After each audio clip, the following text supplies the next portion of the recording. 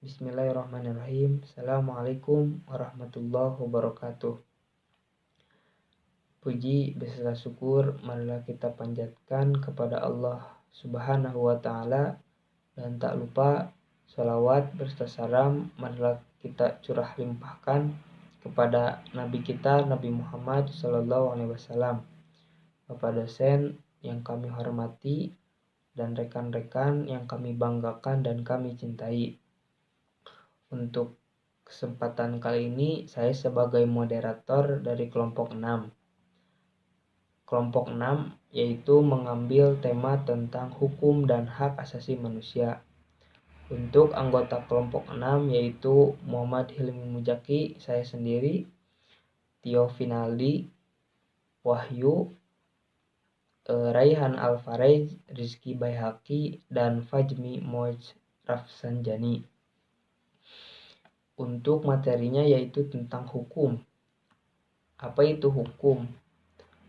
Hukum hingga saat ini belum ada kesepakatan dari para ahli mengenai pengertian hukum. Telah banyak para ahli dan sarjana hukum yang mencoba untuk memberikan pengertian atau definisi hukum.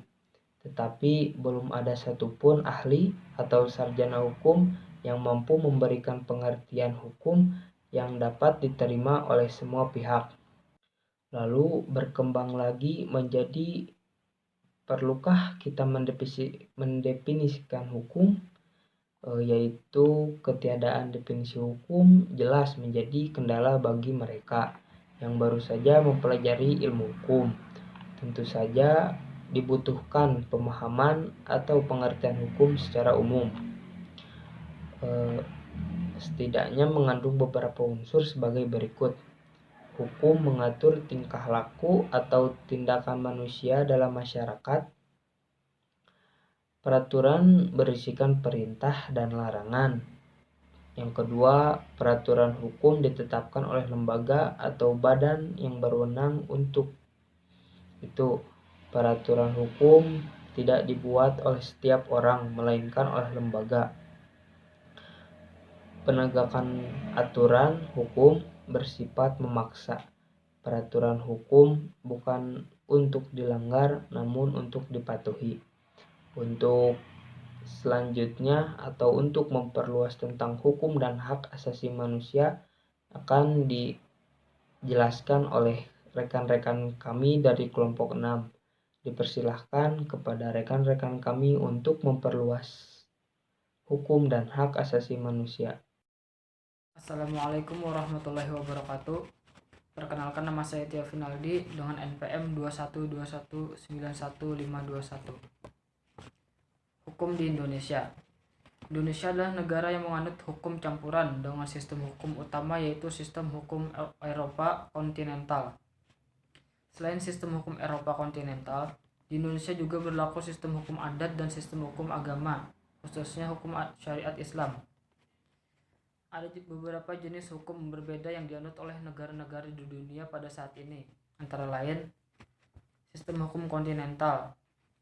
Sistem hukum ini adalah suatu sistem hukum dengan ciri-ciri adanya berbagai ketentuan hukum dikodifikasi atau dihimpun secara sistematis. Yang akan diklarifikasikan lebih lanjut oleh hakim adalah penerapannya. Hampir 60% dari populasi dunia tinggal di negara yang menganut sistem hukum ini. Sistem hukum umum adalah suatu sistem hukum yang digunakan di Inggris, yang mana di dalamnya menganut Frauenrecht-Lehre, yaitu hukum tidak dibatasi undang-undang, tetapi hakim diberikan kebebasan untuk melaksanakan atau membebaskan undang-undang. Sistem hukum Eropa kontinental ini berkembang di Eropa, daerah seperti Perancis yang dapat dikatakan sebagai negara yang lebih dahulu menerapkan sistem hukum ini.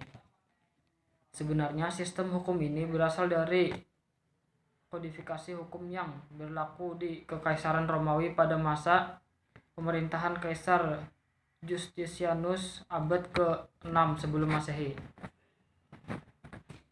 Sistem hukum Anglo-Saxon sunting.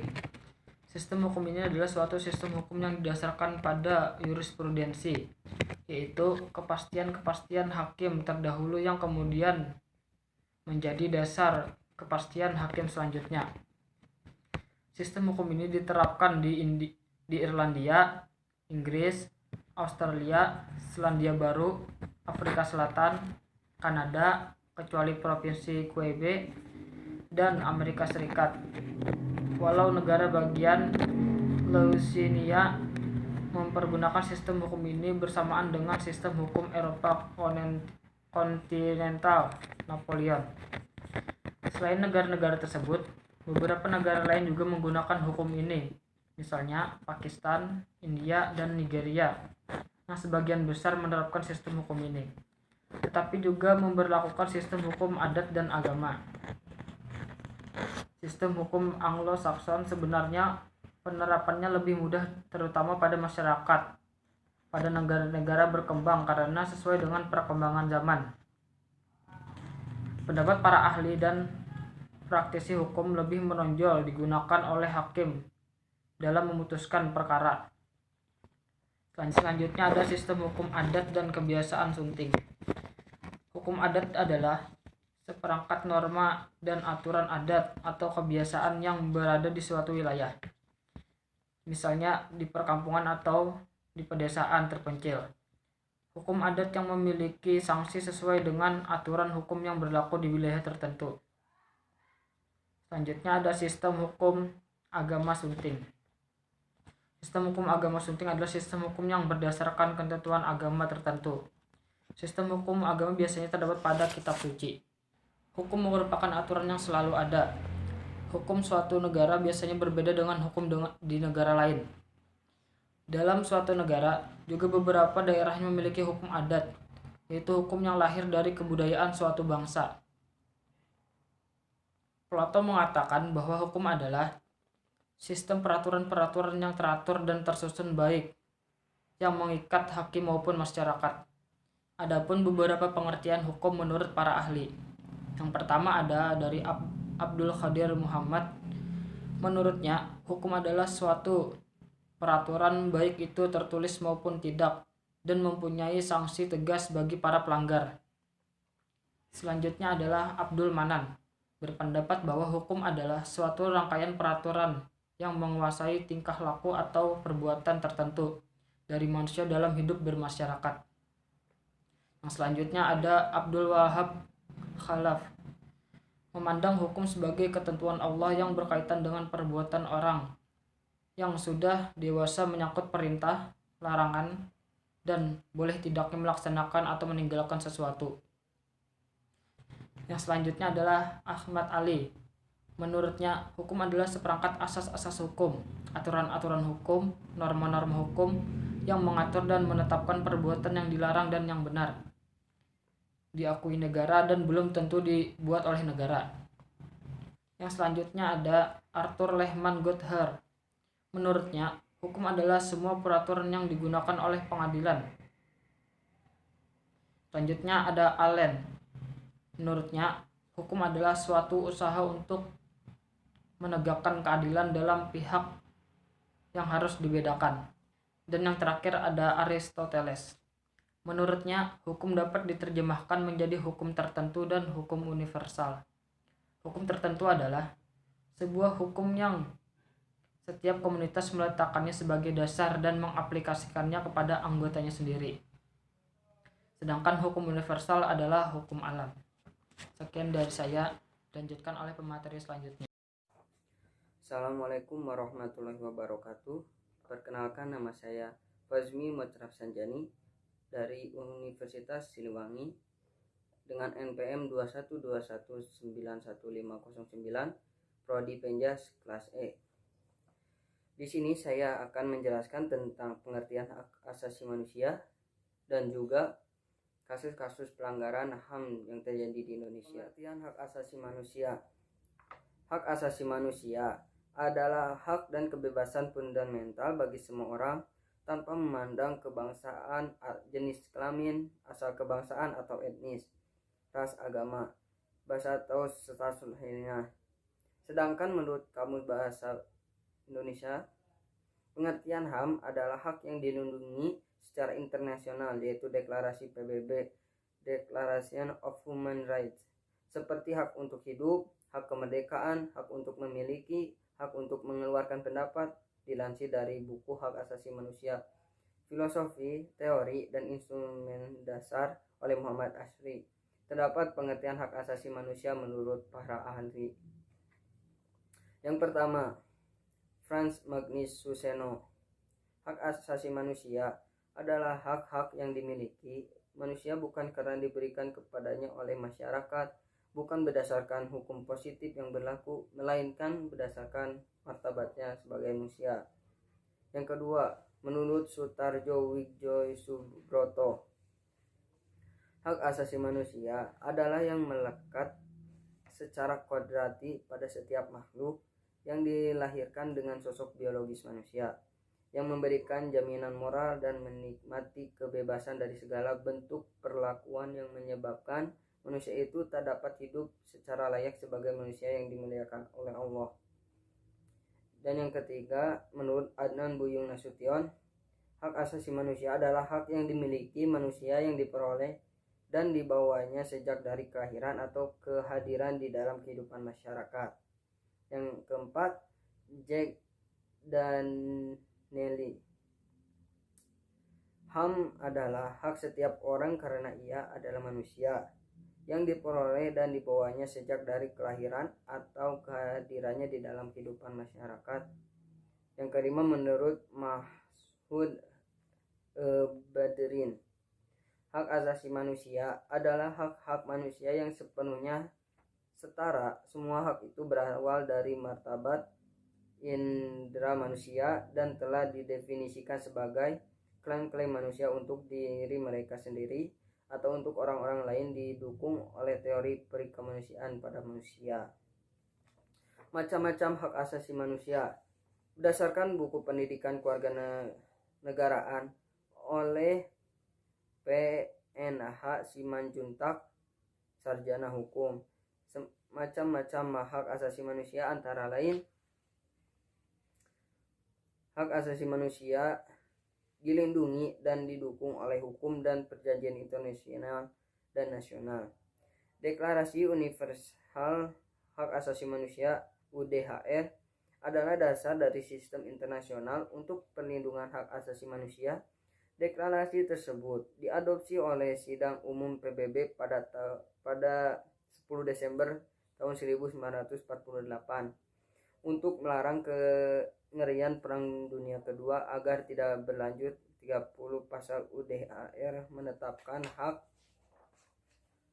sipil, politik, sosial, ekonomi, dan budaya semua orang. Ini adalah visi martabat manusia yang melampaui batas dan otomatis politik dan membuat pemerintah berkomitmen untuk menghormati hak-hak dasar setiap orang. UDHR adalah pedoman di seluruh pekerjaan Amnesty Internasional. Hak asasi manusia. Makna hak asasi manusia. Dua nilai kunci menjadi dasar konsep hak asasi manusia. Yang pertama adalah martabat manusia dan yang kedua adalah persamaan. Hak asasi manusia sebenarnya adalah definisi percobaan dari standar dasar yang diperlukan untuk kehidupan yang bermartabat. Universalitas mereka berasal dari keyakinan dasar yang diperlukan untuk kehidupan yang bermartabat. Universalitas mereka berasal dari keyakinan bahwa orang harus diperlakukan sama. Kedua nilai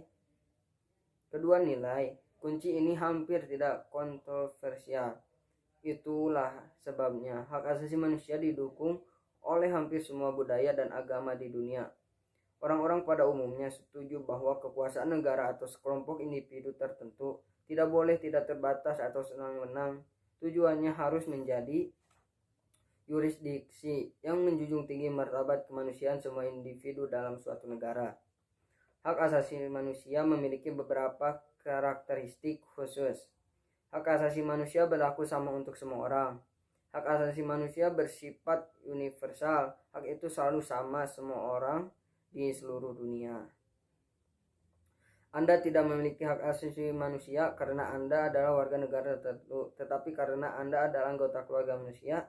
Ini juga berarti bahwa anak-anak dan orang dewasa memiliki hak asasi manusia. Hak asasi manusia tidak dapat dicabut. Anda tidak dapat kehilangan hak asasi manusia, sama seperti Anda berhenti menjadi manusia. Hak asasi manusia tidak dapat dipisahkan. Tidak ada yang dapat mengambil hak karena hal tersebut kurang penting atau tidak esensial. Hak asasi manusia saling bergantung bersama-sama dasar hidup. Tanpa hak asasi manusia, seseorang tidak dapat menjalani kehidupan yang bermartabat. Melanggar hak asasi seseorang berarti memperlakukan orang tersebut seolah-olah dia bukan manusia. Mempromosikan hak asasi manusia berarti menurut agama martabat manusia semua orang dihormati. Dalam menuntut hak-hak ini, setiap orang juga memikul tanggung jawab menghormati hak orang lain dan mendukung serta melindungi mereka yang haknya dilanggar atau ditolak. Dengan mengambil tanggung jawab ini, Anda menunjukkan solidaritas dengan semua orang lain. Kerangka hak asasi manusia. Sepanjang sejarah, masyarakat telah mengembangkan sistem keadilan seperti Magna Carta 1215 atau Deklarasi Hak Asasi Manusia Prancis. Namun tidak satu pun dari prekursor instrumen hak asasi manusia ini yang mencerminkan konsep fundamental bahwa setiap orang berhak atas hak tertentu hanya demi kemanusiaan mereka. Pada abad ke-19, Konvensi Jenewa meletakkan dasar bagi hukum humaniter internasional dan organisasi perburuhan internasional membuat konvensi untuk melindungi pekerja. Setelah masa penjajahan dan Perang Dunia II, muncul suara-suara di seluruh dunia tentang standar hak asasi manusia untuk memperkuat perdamaian internasional dan melindungi warga sivil dari pelecehan oleh pemerintah. Suara-suara ini memainkan peran penting dalam pendirian Perserikatan Bangsa-Bangsa pada tahun 1945. Hak untuk semua anggota keluarga manusia pertama kali ditetapkan dalam Deklarasi Universal Hak Asasi Manusia (UDHR). Selain satu inisiatif pertama di Perserikatan Bangsa-Bangsa yang baru dibentuk. Ke-30 pasal ini bersama-sama membentuk pernyataan yang komprehensif dengan hak ekonomi. Ke-30 pasal ini bersama-sama membentuk pernyataan yang komprehensif dengan hak ekonomi, sosial, budaya, politik, dan sivil. Deklarasi ini bersifat universal, berlaku untuk orang-orang di seluruh dunia, dan tidak terpisahkan semua hak sama pentingnya untuk berlaku untuk realisasi penuh kemanusiaan seseorang. UDHR. UDHR adalah sebuah pernyataan memang benar sekarang ini berstatus hukum kebiasaan internasional, tapi karena itu adalah pernyataan, itu hanya menyiratkan upaya untuk menyediakan kehidupan yang bermartabat bagi semua orang, agar hak-hak yang ditentukan dalam deklarasi dapat ditegakkan sepenuhnya secara hukum. Mereka harus ditulis dalam dokumen yang disebut perjanjian. Untuk alasan politis dan prosedural, hak dibagi menjadi dua perjanjian terpisah, masing-masing menangani kategori hak yang berbeda. Konvensi Internasional tentang Hak Sipil dan Politik ICCPR menetapkan hak-hak khusus berorientasi kebangsaan yang tidak boleh diambil oleh negara dari warganya, seperti kebebasan berekspresi dan kebebasan bergerak.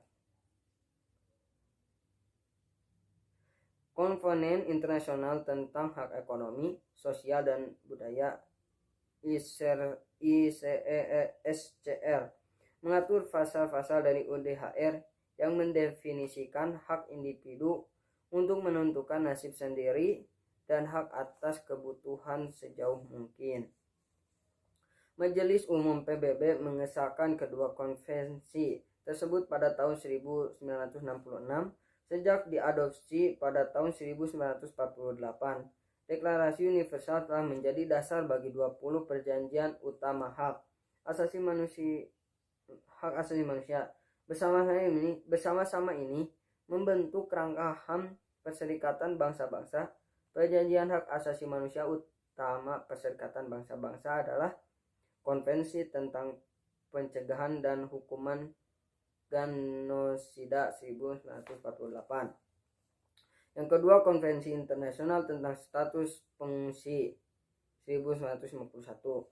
Yang ketiga, Konvensi Perbudakan 1926 dilengkapi dengan Protokol 1953. Konvensi Internasional tentang Penghapusan Segala Bentuk Diskriminasi Rasial 1965. Kovenant Internasional tentang Hak Sipil dan Politik 1966. Konvensi tentang ketidakterlakuan batas hukum terhadap kejahatan perang dan kejahatan terhadap manusia 1968.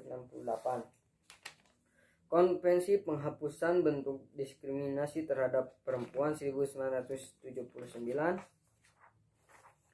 Konvensi menentang menyiksa dan memperlakukan atau hukuman yang kejam, tidak manusiawi atau merendahkan martabat 1984. Konvensi Hak Anak 1989. Konvensi Internasional untuk Perlindungan Hak Semua Pekerja Migran dan Keluarganya 1990. Konvensi Hak-Hak Penyandang Disabilitas 2006.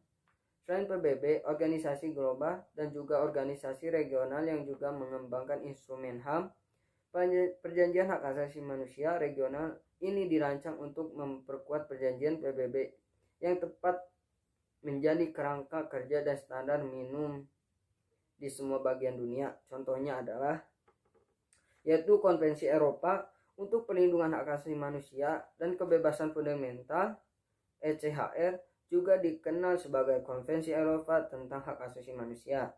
Diadopsi pada tahun 1950 oleh Dewan Eropa dan sekarang diratifikasi oleh 47 negara anggota.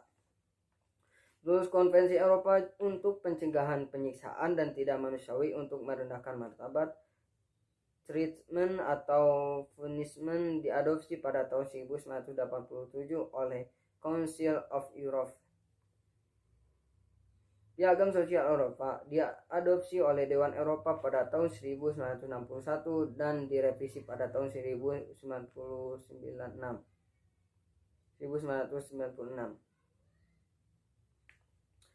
Konvensi Amerika tentang Hak Asasi Manusia diadopsi pada tahun 1969 oleh Organisasi Negara-Negara Amerika atau yang disingkat OAS, berlaku untuk pemerintah yang meratifikasinya di Amerika Utara, Tengah, dan Selatan. Bagian 3.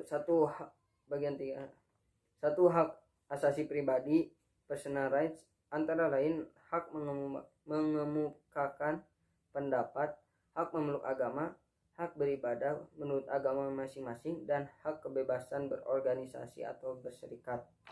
Yang kedua, hak ekonomi, property rights, antara lain hak memiliki sesuatu, hak menjual dan membeli sesuatu, hak mengadakan sesuatu perjanjian atau kontrak, dan hak memiliki pekerjaan. Yang keempat, hak asasi political rights, antara lain hak untuk diakui sebagai warga negara yang sederajat, hak ikut serta dalam pemerintahan, hak memilih dalam pemilu, hak mendirikan partai politik, serta hak mengajukan petisi dan kritik atau saran. Hak asasi sosial dan budaya, social cultural rights, antara lain hak untuk memilih pendidikan, hak mendapatkan pelayanan kesehatan, dan hak untuk mengembangkan kebudayaan. Yang keenam, hak asasi untuk mendapatkan perlakuan tata cara peradilan dan perlindungan hukum, procedural rights, antara lain hak mendapat perlakuan yang adil dalam penggeledahan, penangkapan, peradilan, dan pembelaan hukum.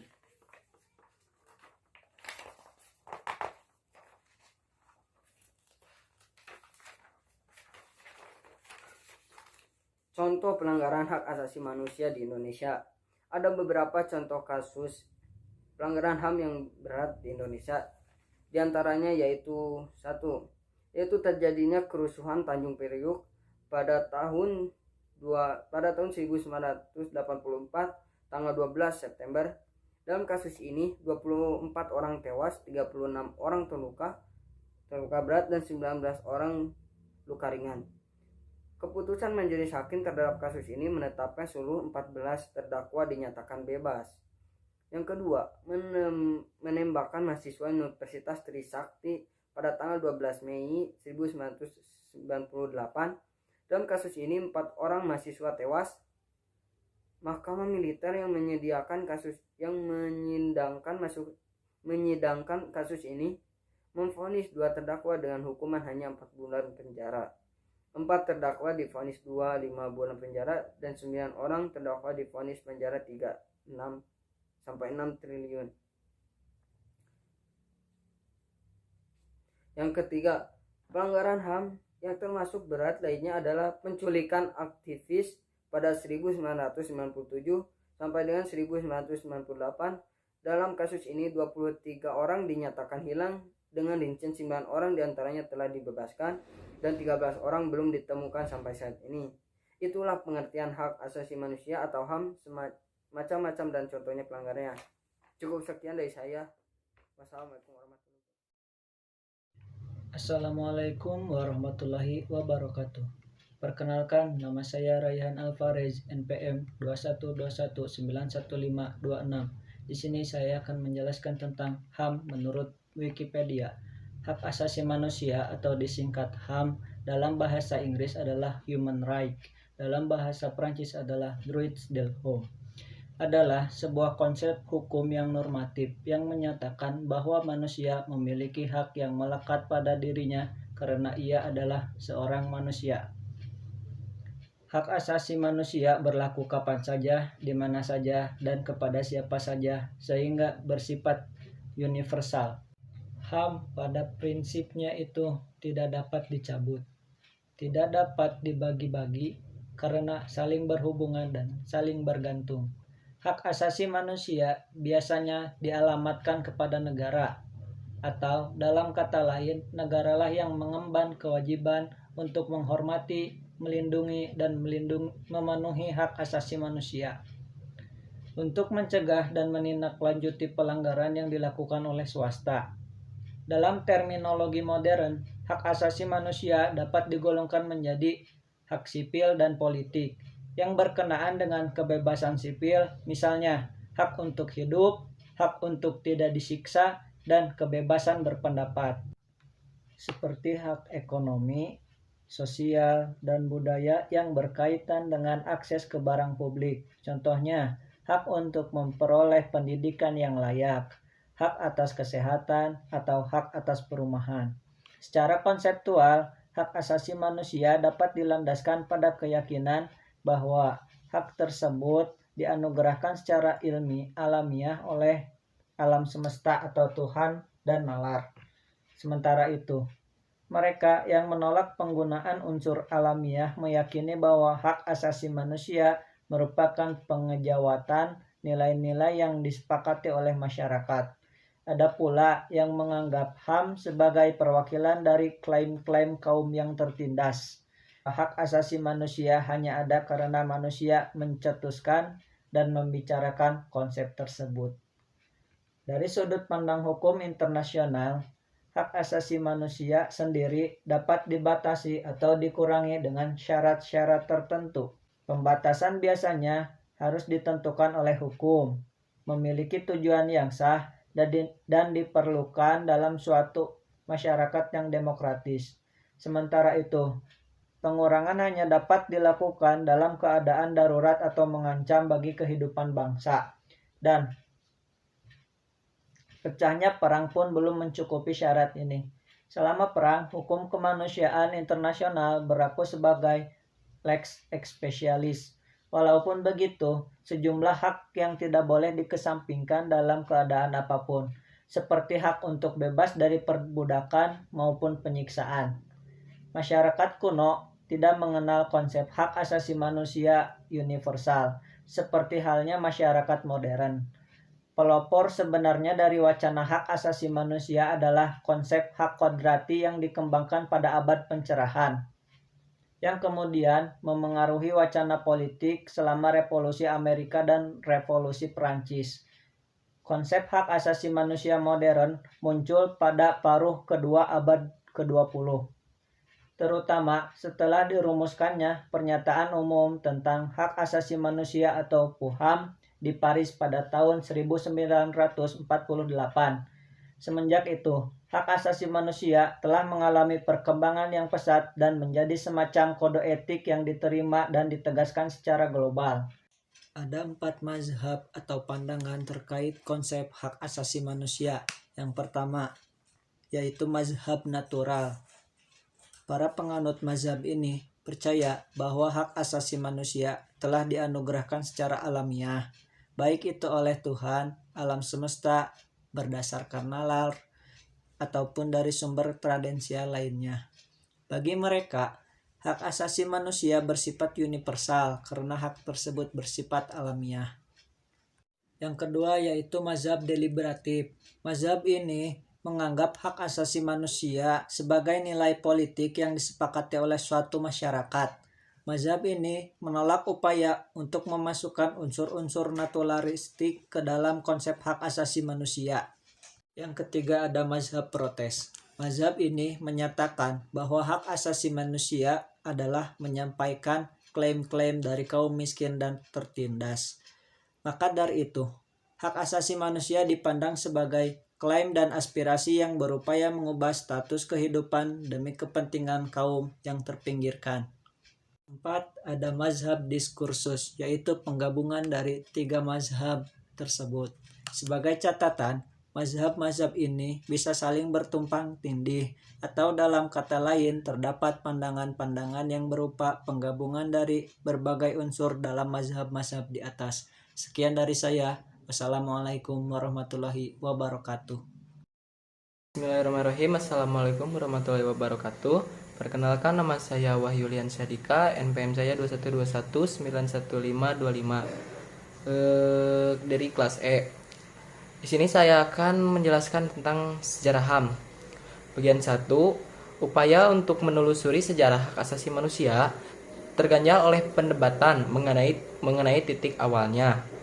Secara umum dan abstrak, nilai-nilai yang mendasari hak asasi manusia seperti keadilan, kesetaraan, dan martabat dapat ditemukan dalam berbagai masyarakat dalam sejarah.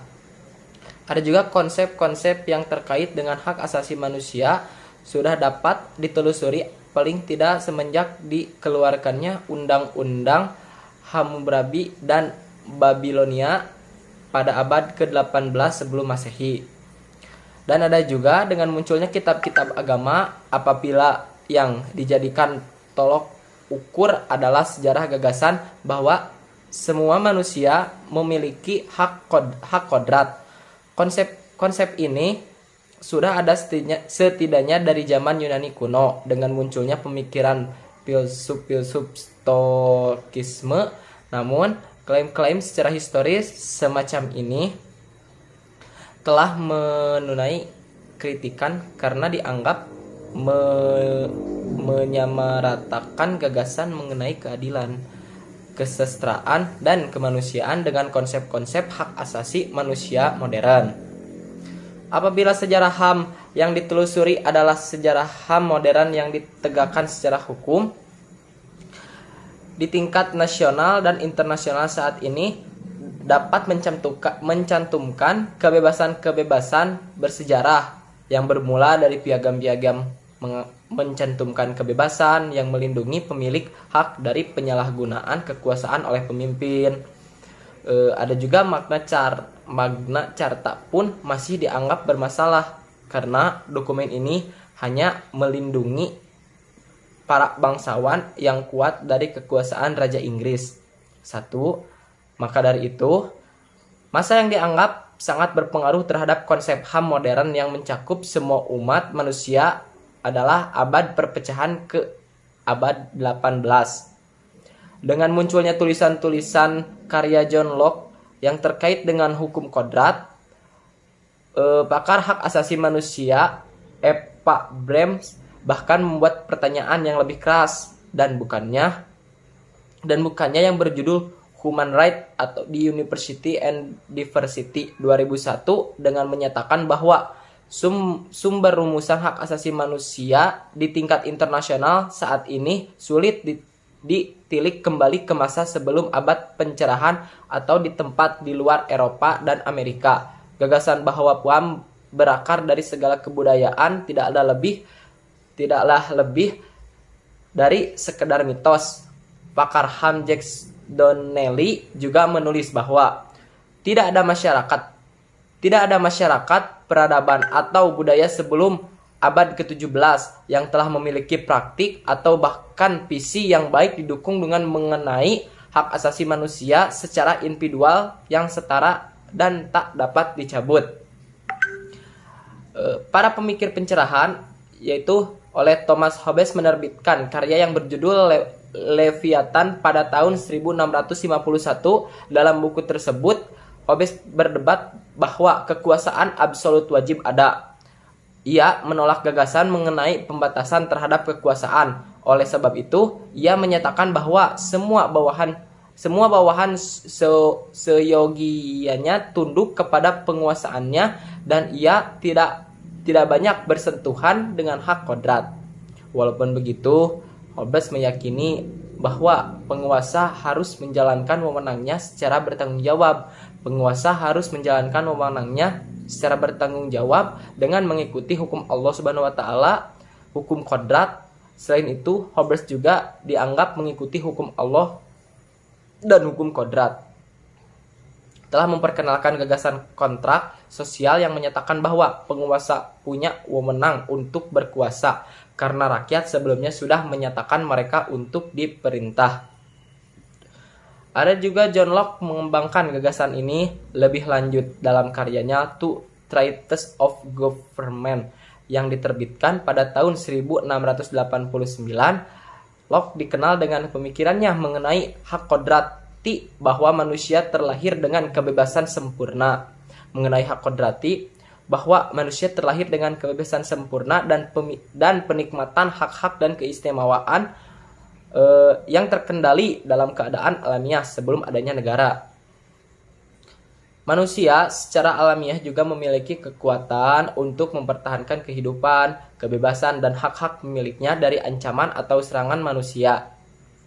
Hak-hak kodratnya menurutnya tidak ada orang yang bisa menyerahkan wewenang yang lebih besar daripada yang dimilikinya. Selain itu, berdasarkan pandangan Locke, tidak ada satupun insan yang punya kekuasaan mutlak dan sewenang-wenang terhadap dirinya sendiri maupun terhadap orang lain sampai mereka dapat membunuh atau merampas hak milik orang lain. Maka dari itu, manusia dianggap tidak dapat mendukungnya dirinya bahwa manusia masih tetap mempertahankan kebebasan alamiahnya bahkan ketika mereka hidup di suatu negara dan perumusan kontrak sosial untuk mendirikan negara yang bukan dianggap sebagai penyerahan hak tanpa syarat seperti yang dibayangkan oleh Hobbes. Gagasan ini membuka jalan bagi kemunculan hak asasi melindungi seseorang permintaan yang tidak berdasar dari negara. Lebih jauh lagi, Locke mengatakan bahwa penguasa kadang-kadang perlu dilawan jika mereka sewenang-wenang dalam menjalankan kekuasaannya atau memakainya untuk mengakibatkan kehancuran dan bukannya untuk kebaikan umat manusia dan perlindungan hak mereka. Gagasan ini kelak terulang dalam mukadimah atau PUAM menimbang bahwa hak asasi manusia perlu dilindungi oleh peraturan hukum supaya orang tidak akan terpaksa memilih pemberontakan sebagai usaha terakhir guna menentang kealiman dan penindasan. Kami menganggap kebenaran ini terbukti sendiri bahwa semua manusia diciptakan sama, bahwa mereka dianugerahi oleh pencipta mereka hak-hak tertentu yang tidak bisa dipungkiri, diantaranya hidup kebebasan dan mengejar kebahagiaan, bahwa untuk mengamankan hak-hak ini pemerintah dilembagakan di antara manusia dan kekuasaan mereka diperoleh dari persetujuan mereka yang diperintahkan, bahwa kapan saja setiap bentuk pemerintahan menghambat tujuan ini, maka hak rakyat untuk mengubah atau membubarkannya. Deklarasi-deklarasi ini pada praktiknya tidak memiliki cakupan yang universal pada abad pencerahan manusia. Dia dianggap sebagai laki-laki yang dapat melindungi dirinya sendiri, sehingga budak kulit hitam, perempuan, anak-anak, dan bahkan hamba tani tidak termasuk ke dalam cakupan. Banyak dari para perumus deklarasi hak-hak dari Amerika Serikat yang menerima institusi perbudakan dan menganggap wanita tidak layak untuk terlibat dalam urusan politik. Adapun di Prancis, para perumus deklarasi hak asasi manusia dan warga negara tahun 1789 tidak membatasi cakupnya kepada orang Prancis saja usulan deklarasi hak asasi wanita dan warga negaranya. Perempuan yang dicetuskan oleh Olympigius pada tahun 1791 tidak irasional, sehingga Konvensi Nasional Prancis menyatakan pada tahun 1793 bahwa anak-anak wanita, orang gila, dan tahanan tidak akan dianggap sebagai warga negara untuk tahanan sampai ia direhabilitas. Walaupun begitu, dokumen-dokumen ini tetap berhasil mengubah gagasan Locke dan deklarasi ini juga menjadi terobosan karena mampu membatasi kekuasaan negara dengan berbagai cara, termasuk dengan melindungi hak-hak individu. Tahapan konstitusi semacam ini kemudian menyebar ke negara-negara lain seperti Belanda pada tahun 1798, terus Spanyol pada tahun 1812, Belgia pada tahun 1831, Liberia pada tahun 1847, Sardinia pada tahun 1848, dan Rusia pada tahun 1850. Sekian dari saya, mohon maaf bila ada kesalahan. Wabillahi taufiq wal hidayah. Wassalamualaikum warahmatullahi wabarakatuh. Assalamualaikum warahmatullahi wabarakatuh. Perkenalkan, nama saya Muhammad Rizky Baihaqi dari kelas E NPM 1219153. Di sini saya akan mempresentasikan tentang sejarah HAM 2, abad ke-19 dan permulaan abad ke-20. Walaupun gagasan mengenai hak-hak dasar telah menyebar ke berbagai negara, konsep hak asasi manusia yang berlaku untuk semua manusia tanpa terkecuali masih jarang ditemui di hukum nasional maupun internasional. Pada abad ke-19 dan permulaan abad ke-20, selain itu, gagasan hak kodrati sendiri juga tidak banyak menyita perhatian para pemikir pada abad tersebut. Pemikir-pemikir politik seperti Alexis de Tocqueville, Karl Marx, dan Max Weber hanya menyebut hak asasi manusia secara sepintas, dan mereka malah memandangnya dengan kritis. Salah satu pemikir pada masa tersebut yang mengemukakan kritik yang keras terhadap pendekatan hak kodrati adalah filsuf Inggris Jerman Bentham. Ia menganggap konsep hukum kodratis sebagai suatu omong kosong, dan dia menyatakan bahwa hak yang sesungguhnya berasal dari hukum yang sesungguhnya, sedangkan hak yang berasal dari hukum imajiner merupakan hak yang juga bersifat imajiner.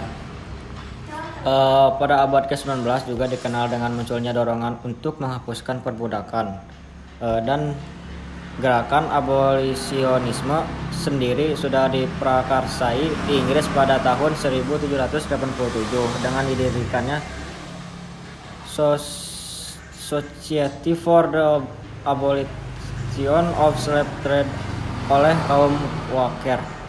Pada tahun 1833, Imperium Britania membebaskan semua budaknya, dan Prancis juga mengambil langkah yang sama pada tahun 1848. Amerika sendiri baru berhasil menghapuskan perbudakan pada tahun 1865 sesuai Perang Saudara melawan Konfederasi negara-negara bagian selatan mendukung perbudakannya, sementara Rusia menghapuskan sistem perhambaan tani pada tahun 1861. Konstitusi negara Eropa pada abad ke-19 juga menghindar penyebatan konsep hak asasi manusia maupun hak kodrati. Hak asasi manusia sudah tidak lagi disebutkan dalam konstitusi Prancis setelah tahun 1799 dan baru muncul lagi pada tahun 1946. Di tengah bergeloranya revolusi 1848, rancangan konstitusi Frankfurt mengandung daftar hak-hak dasar Grundrechte. Namun seperti konstitusi lainnya pada zaman itu, hak-hak tersebut hanya dapat dinikmati oleh warga negara, seperti yang dapat dilihat dari namanya, Grundrechte des Deutschen Volkes, sehingga hak-hak tersebut bukanlah hak yang berlaku seperti universal seperti halnya hak asasi pada zaman modern. Setelah kegagalan revolusi ini, positisme atau gagasan bahwa tidak ada dihukum di luar undang-undang berhasil menyingkirkan doktrin hukum kodrati sebagai justifikasi untuk menganugerahkan hak asasi manusia sendiri tidak disebutkan dalam konstitusi Kekaisaran Jerman tahun 1871, dan daftar hak-hak dan kewajiban baru muncul lagi dalam konstitusi Republik Weimar tahun 1919. Pada masa sesuai Perang Dunia I, perlindungan hak asasi manusia sama sekali tidak masuk ke dalam cakupan piagam Liga Bangsa-Bangsa. Walaupun perlindungan kelompok minoritas tetap menjadi perhatian dari organisasi internasional. Meskipun begitu, di tingkat nasional muncul pergerakan-pergerakan hak asasi manusia seperti Federation Internationale des Droits de l'Homme yang didirikan di Paris pada tahun 1922. Organisasi tersebut menuntut dikeluarkannya deklarasi atau piagam hak asasi manusia di dunia yang bersifat mengikat. Di kota yang sama, Akademi Diplomati Internasional yang didirikan oleh sejumlah pengacara internasional pada tahun 1926. Pada saat berkacamukanya Perang Dunia II, pada Januari 1941, Presiden Amerika Serikat Franklin Delano Roosevelt mencetuskan 4 kebebasan yang menurutnya perlu dijamin oleh semua negara, yaitu kebebasan mengeluarkan pendapat, kebebasan beribadah kepada Tuhan dengan cara masing-masing, serta kebebasan dari ketakutan. Pada tanggal 14 Agustus 1941, Roosevelt dan Perdana Menteri Britania Raya Winston Churchill mengeluarkan deklarasi Atlantik yang mengungkapkan harapan agar manusia di semua negeri dapat menjalani hidup mereka bebas dari rasa takut atau kekurangan. Kemudian pada awal tahun 1942 deklarasi oleh Perserikatan Bangsa-Bangsa dikemanangkan. Sesuai perang, aspirasi ini untuk pertama kalinya diejawantahkan dalam instrumen-instrumen hukum internasional. Mukadimah Piagam Perserikatan Bangsa-Bangsa yang ditetapkan pada tahun 1945 mengumandangkan tekad masyarakat PBB untuk menyelamatkan generasi penerus dari bencana perang yang 2 kali dalam hidup kita telah membawa kesedihan yang tak terhitung kepada umat manusia, dan menegaskan kembali keyakinan hak asasi manusia atas martabat dan nilai pribadi manusia. dalam persamaan hak laki-laki dan perempuan dan bangsa-bangsa besar dan kecil. Dengan ini, hak asasi manusia akhirnya menjadi perhatian masyarakat internasional, walaupun penyebutan istilah hak asasi manusia sebagai 6 kali dalam pasal-pasal piagam PBB tidak membebankan kewajiban yang besar kepada negara-negara anggota. Mereka hanya diharuskan untuk mempromosikan penghormatan hak asasi manusia. Seantero jagat, demikian pula pengejawantahannya serta kebebasan dasar bagi semua, tanpa pembedaan ras, jenis kelamin, bahasa, atau agama. Pada tahun 1946, Komisi Hak Asasi Manusia PBB dibentuk dengan tugas untuk merumuskan piagam hak-hak internasional yang berlaku di seluruh dunia tanpa pengecualian siapapun. Komisi ini kemudian memutuskan agar piagam semacam ini terdiri dari 3, yaitu kewajiban hukum serta bagian yang berisi tentang sistem pengawasan dan pengendalian. Tugas untuk merumuskan piagam ini diberikan kepada sebuah komite yang terdiri dari 8 anggota asal Australia, Chili, Tiongkok, Prancis, Lebanon, Britania, oleh Eleanor Roosevelt, istri mendiang Franklin, tentang hak-hak asasi manusia (UHAM) yang dibuat Peters Hamhey serta berdasarkan sebuah rancangan dari Britania Raya. Pada tanggal 10 Desember 1948, UHAM diproklamasikan oleh 48 negara anggota PBB di Majelis Umum. UHAM diterima di Majelis Umum PBB tanpa ada negara yang menantang. Walaupun 6 negara komunis, Republik Sosialis Soviet, Bielorusia, Cekoslowakia, Polandia, Republik Sosialis Soviet, Ukraina, Uni Soviet dan Yugoslavia, Arab Saudi dan Afrika Selatan menyatakan abstain. Namun deklarasi ini bukanlah sebuah perjanjian internasional dan tidak memiliki kekuatan hukum. Bahkan terdapat kemungkinan bahwa ketiadaan kekuatan hukum adalah hal yang mendorong 48 negara anggota PBB. Pada begitu, seperti yang diamati oleh ahli hukum internasional asal Jerman, Christian Tomuscher, untuk pertama kalinya dalam sejarah umat manusia telah lahir sebuah dokumen yang menetapkan hak asasi setiap manusia terlepas dari ras, warna kulit, jenis kelamin, bahasa, atau kondisi lainnya. Bab baru dalam sejarah manusia telah dimulainya pada hari itu. Pada tanggal 11 Desember 1948, dan begitu pula dengan konferensi Jenewa yang berkaitan dengan hukum perang pada tahun berikutnya.